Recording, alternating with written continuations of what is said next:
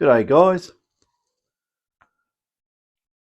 having another look at the GPX6000 detector, and this one has been off to Minelab to have the microphonic problem repaired, and basically it is repaired. But what I did find, if you have the detector at high audio levels out the back speaker, the problem pops up again. So it's fixed for normal operation, but if you push the limits of the detector and the audio, it will happen again. So I went and did a little bit more investigation on this detector. Last time I didn't really bother going over this side of the board there with the processor and all those 4053 multiplexers sitting there, and I decided to have another look at it. Like all the problems with the power supplies I found, well, I don't know if we call them problems, we just call it just the way it was designed. With the power supplies, could be a little bit fixed up on the 7000. I thought that the 6000 was pretty good. I only measured the other side of the board, never measured this side. And I'm glad I did actually turn it around and give it a flip and have a look-see, because there are some interesting things going on. Anyway, I'll get rid of that's just to show that it was a 6000. If you can see that, there you go, the red writing, 6000. On these boards, there is a filter network which is made of these three inductors here. Not these ones, these are new ones I've put on there. The other ones, that the original ones on there, are a very high Q ceramic wound, or should I say very fine wire wound on a ceramic core, no shielding, just whatever the ceramic is, that's basically the dielectric of the former. And yeah, anyway, usually has some white silicon or something over here as a block. When or if you are going to remove that, be very careful, because it sticks to the parts like glue, and if you pull them off, well, the whole lot will come off. There's capacitors there, you can rip them off the board, you can rip the inductors off the board, and you'll cause yourself one hell of a problem. So there's a way to do it. You'll be very, very careful. These are the, oh, where is it? Come here, they're so damn small. Was there? Maybe I flicked it away. I was going to show the size of the original inductors, but I don't know where they disappeared to. They were here. Hang on a second. See if I can find one. Well, here's is that one? Yes, it is. Okay, here we go. I'll try and get them in my hand. There are three inductors you take off the board.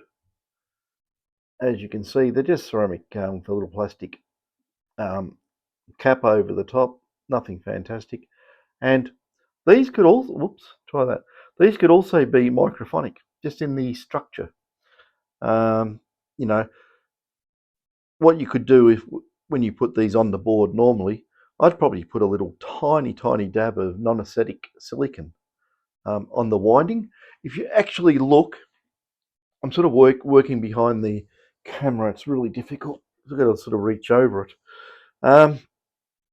If you look at these devices, you see that they've got the winding on the bottom and just sits on those two mounts there.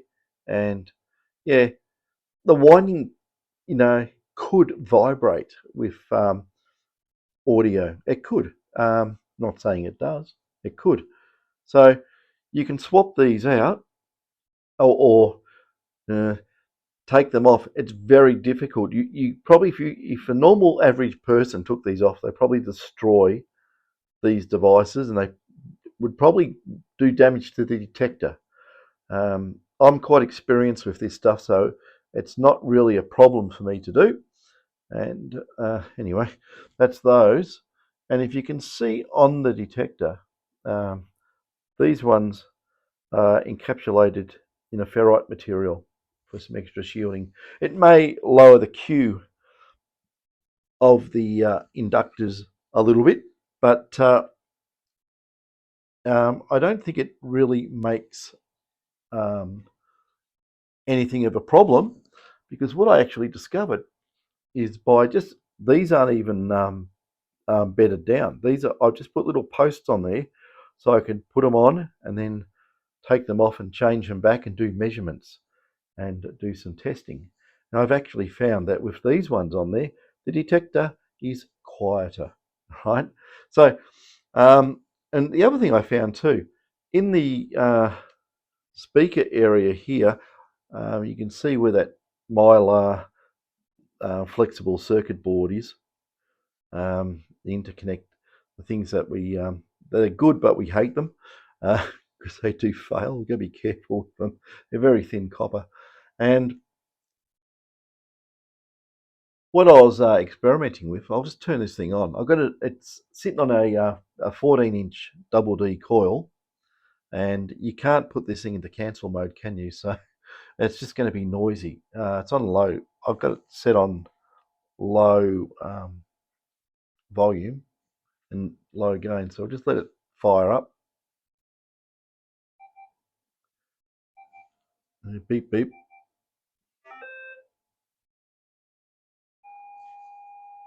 As you can see over there, there it goes. That's it on. Now listen to the weird noise that it makes. Quite interesting. It's got this. I noticed on low gain, it has this like a glitchy digital sort of a sound. It's got that real, sort of a sound to it. If I increase the gain,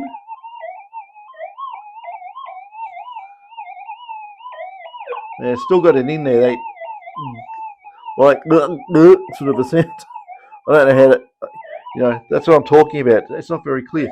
But if we use the 0.05 grammer on this thing, little gold test target,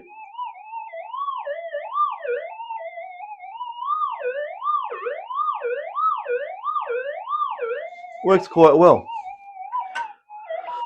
But the other thing I was thinking too about this, the microphonics, so I'll just turn this off. It's just hard to compete with that noise. I've got the volume down low.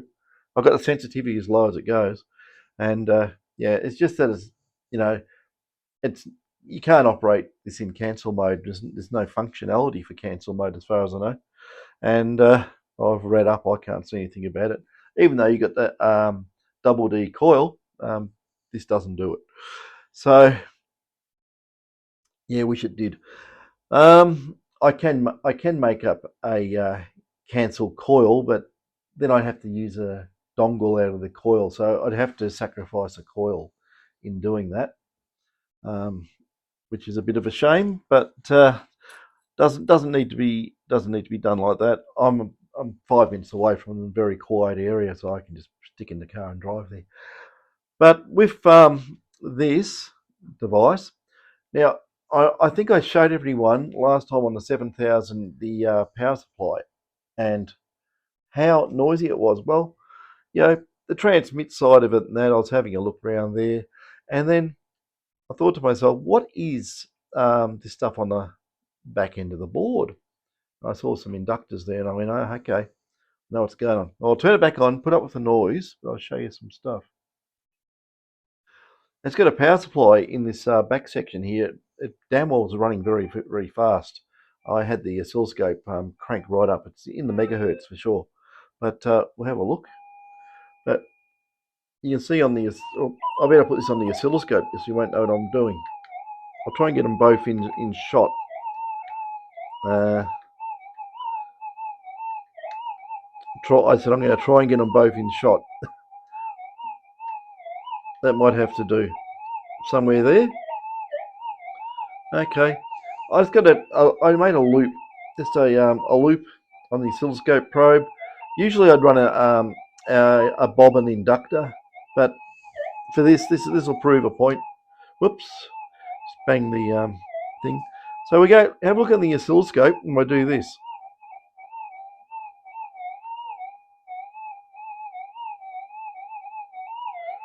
Wow, that's off the chart there. That's 5 millivolts per division. And where that problem is with that microphonics, that's what is getting generated around those 2.2 microhenry inductors there. That's the ones Minelab replace.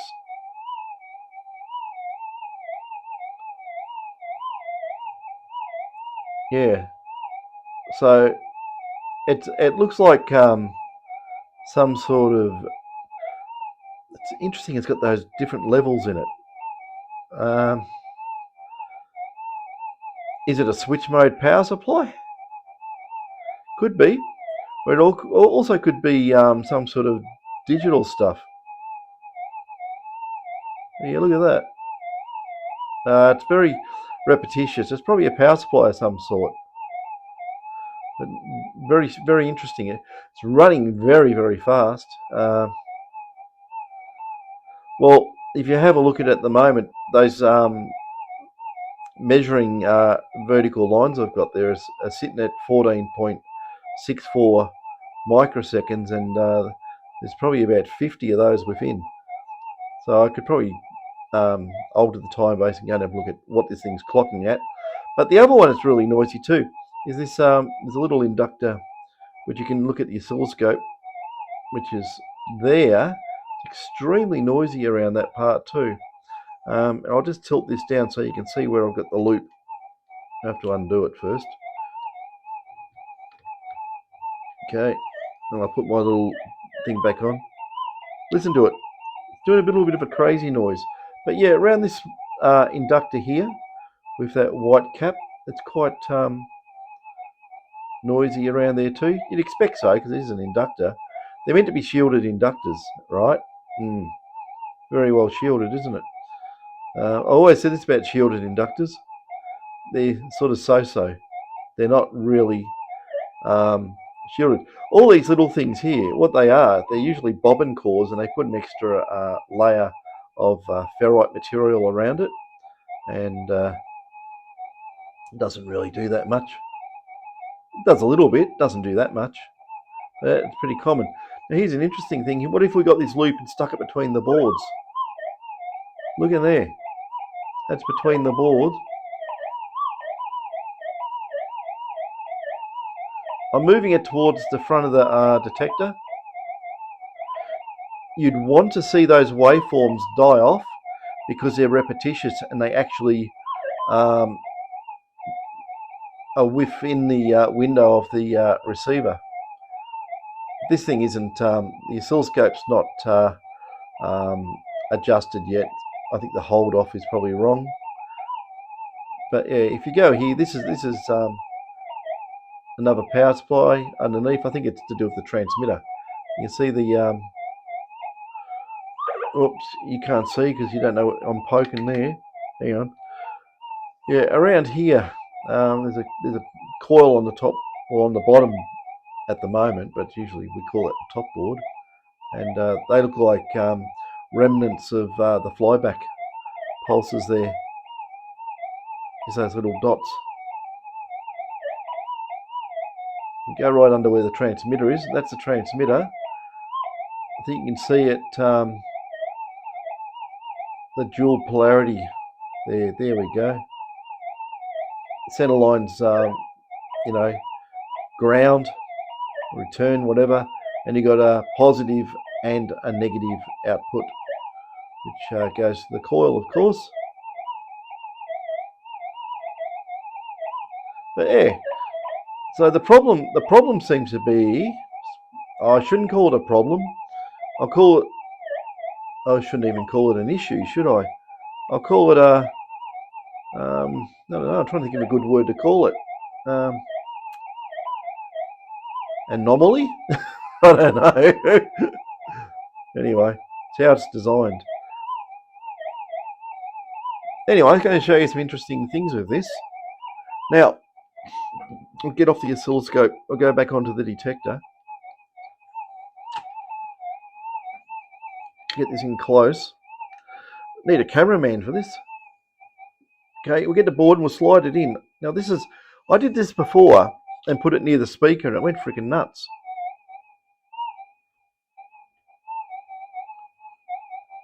Okay, it's probably not running enough grunt. Hang on, I was going to put that under there.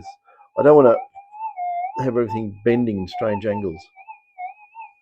Okay.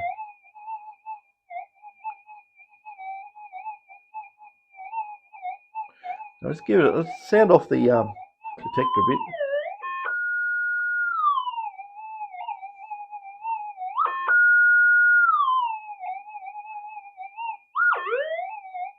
That's going to stay a bit better behaved than what it was before. Before when I was doing that, I actually had the ceramic inductors here. So maybe putting these ones in has cured another possible microphonics issue. We'll say possible. But I can crank the audio up and see if I can reproduce it, but you won't be able to hear me talk. Okay.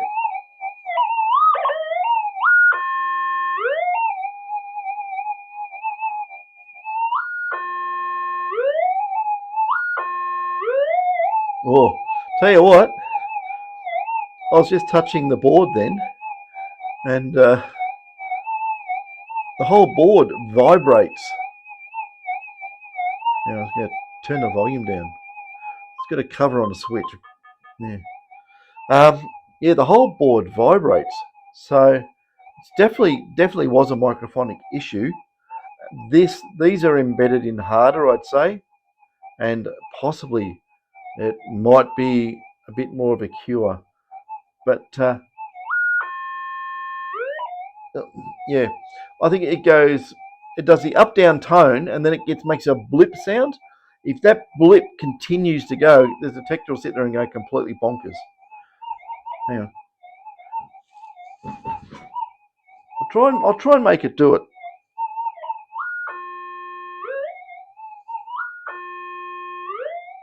No, I don't think it's going to. If I encase it with my hand a little bit,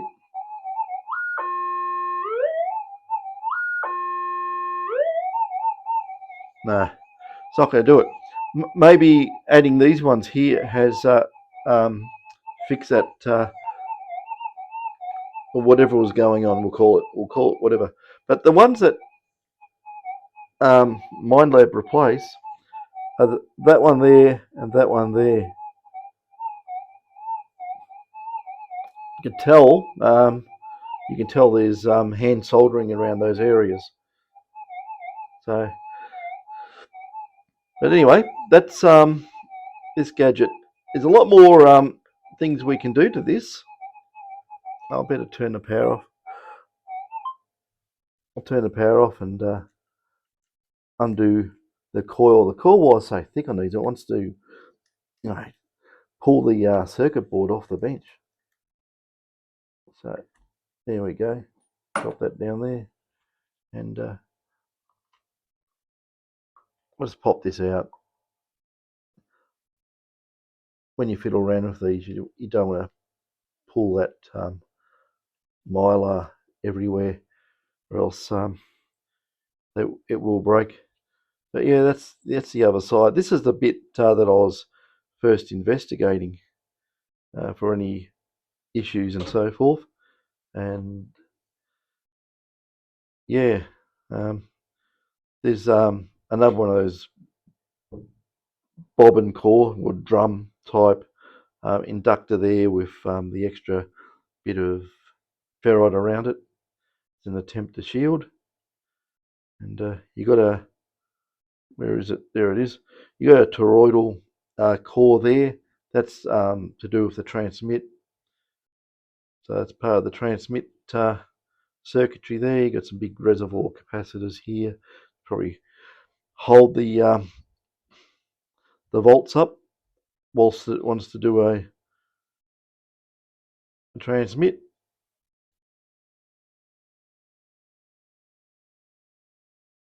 Got to do a lot more investigation. I don't really like poking around with this detector because I don't know a lot about it. It's a very slow process to get to know all the components and what section's doing what. You would have to sit there and have to poke and prod and poke and prod and write it all down best you can. It's a sandwich board. You're not going to get in between the boards unless you make up some header spaces, and that may cause some issues as well. So, yeah, that's the 6000. So what I'm going to do now, I'm going to take these off, clean it all up, and put them on properly, and give it some more testing. But it does sound a lot better in regards to impulses and things like that. It has dropped the noise. I can just tell in this room it's not as much choppy interference coming through. I mean, there's plenty of it because we've just got a big fat. Well, the coil I'm using, is that thing. That's just gigantic, and in an environment like this with a workshop and power on everywhere, you don't really want to have that. So that's that. That is the 6000. Playing around and doing side by sides with a 4500, the modified 4500, and you know this detector is extremely sensitive, right? But even using this big 14-inch coil on it, I put the 11 on the GPX 4500, and I set it up so it was going to work really good on small gold. It works just the same as this. There's not much in it. You crank the gain up. You make these 6000s can be very noisy on particular ground, and you can make your 4500 or 5000 just as noisy on particular ground as well. If you really want to, then you might miss signals by doing that. But then again, what I did find though is that with this sitting in here, basically the detectors with the same amount of noise coming through on bigger targets. And I mean, I was trying out 9-volt batteries as a target because it was fairly substantial, of course. The older detectors tend to be a lot better than this 6000. Far greater at detection height. And there's videos out there I've seen that show this. Someone's running around for a lead ball and showing a modified 5000 up against the 6 and the 7, and the modified 5000 just blows them all away. It's on YouTube. You can watch it. You can find it. I can't remember the guy's name who put it up there, but if you put in GPX6000, 7000, and GPX5000 all as a tagline on YouTube, you'd probably pull it up, I'd say. So that's that. I'm going to put this thing back together and see what else I can do. I think that to actually find that any of this noise from this area here, if it is getting up here, I am actually going to have to run very short oscilloscope probe lengths and actually start doing testing on the inputs of the front end and also anywhere on the processing lines on these 4053 multiplexers here. Look at them. It's the same count as in a GPX 45 or 5, I think. Is laid out differently. So there's a lot of similarities with these detectors, and with the old ones, but then again, there's some other things which are very different. Like connectors, like so. Um, yeah, you can't go to your local Radio Shack or J-Car or any of those companies and buy that. So yeah, it's going in the direction of you'll use our products, and if anyone wants to make other stuff, we'll pay the license fee, I suppose. I suppose that's how CoilTech and Nugget Finder are making calls for these. Obviously, they have to pay a license fee, or so they won't get the dongles. That's what would be my take on it. So the poor old Russians or whatever making those X coils are, still stuck with chop the dongle out of your old coil or plug or whatever, and yeah, yeah. Oh well, it's the way it goes. So yeah, I'm going to clean this up and give it another go.